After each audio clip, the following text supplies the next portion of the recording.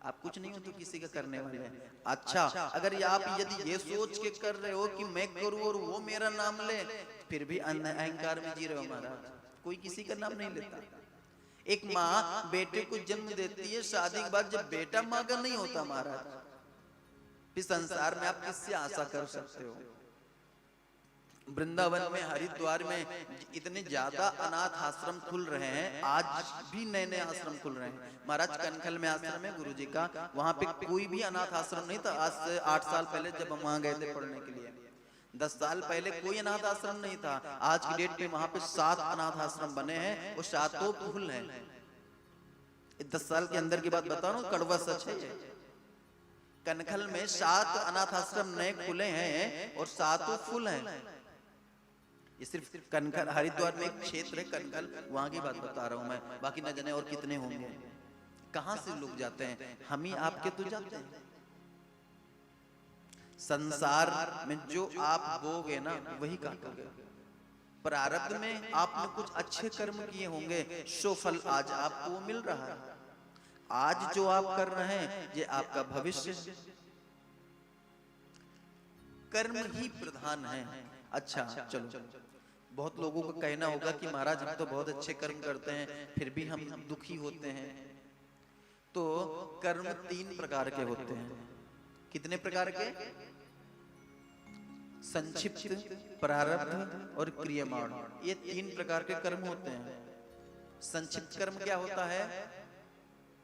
जैसे मेरे पास ये गोलियों की डिब्बी है, ध्यान से समझना। कथा हम इस दास के वैसे ही करता जैसे हमने आश्रम में सीखा था।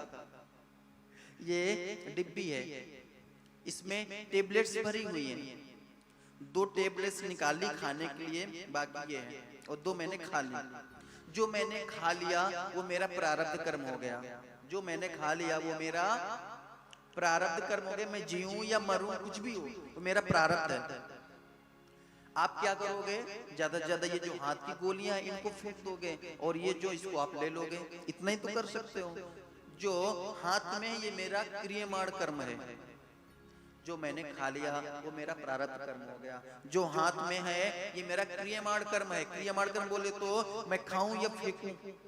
और ये संक्षिप्त कर्म है, मैं इनको इकट्ठा खा जाऊं या ये 2-2 करके खाऊं, ये संक्षिप्त कर्म है।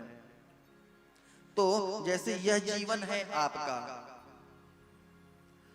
अब इस जीवन में आप ध्यान देंगे, बहुत व्यक्ति ऐसे होते हैं जो जीवन में सत्कर्म करते हैं, पूरे जीवन सत्कर्म ही सत्कर्म करते हैं, और सत्कर्म करते करते करते करते एक दिन उनका समय भी तो आता है ना महाराज, समय पूरा हो गया।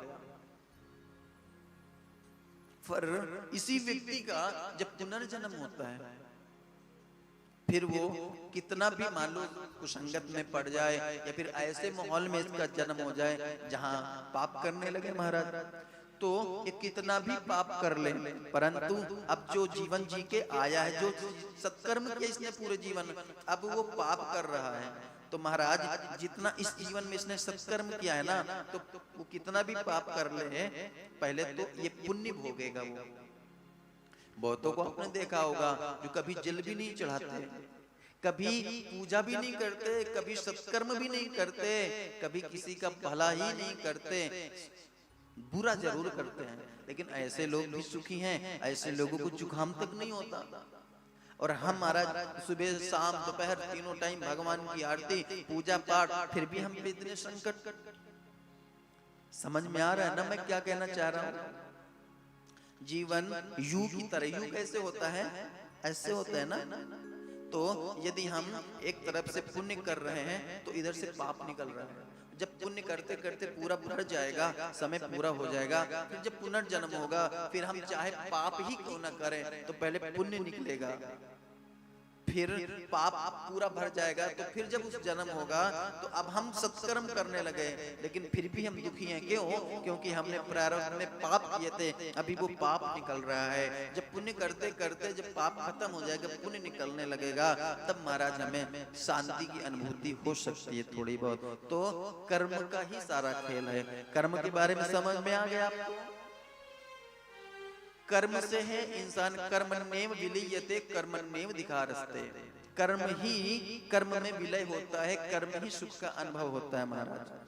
ये गीता में कहा है कर्मण्येव धिकारस्ते मा फलेषु कदाचन, कर्म करो फल की आशा न करो।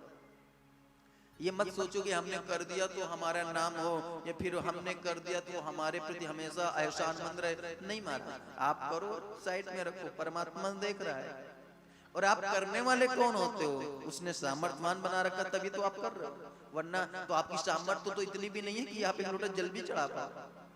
अभी आज हम झूठे अहंकार में जी लें, झूठे अहंकार में जीते हैं। जब तक स्वास्थ्य सही रहता है तब तक हम महाराज इंसान में नहीं रहते हैं। और जब हम अस्वस्थ होके हॉस्पिटल चले जाते हैं तब हमें रियलाइज होता, फिर हमें भगवान याद आते हैं, तब हमें रियलाइज होता है काश एक बार हम ठीक हो जाते, एक बार ठीक हो जाते। फिर तो महाराज न जाने कितने पूजाएं पाठ करवाते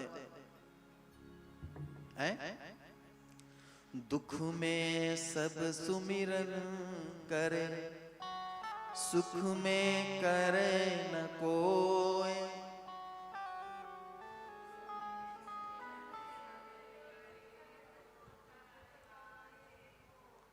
कितनी अच्छी बात, सबको याद है।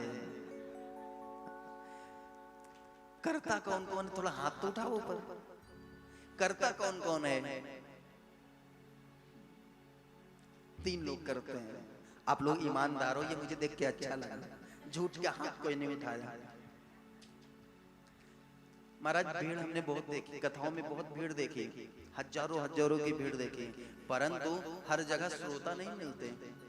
श्रोता मिल जाते हैं, सरवता भी मिल जाते हैं, परंतु सच्चे श्रोता तो गोपीनाथ मंदिर में ही बैठे हैं, जो सच बोलते हैं। सच कह रहा हूं, जो सच बोलते हैं। तो अब हमें क्या करना है? हमें दुख में सुमिरन करना है कि सुख में? हमें दुख में सुमिरन करना है कि सुख में? नहीं, गलत गलत, दोनों में नहीं। सुख में तो करना ही नहीं है, सुख में तो बस ठीक है। दुख में करना है कि सुख में करना? बताओ। सुख में करना है ना।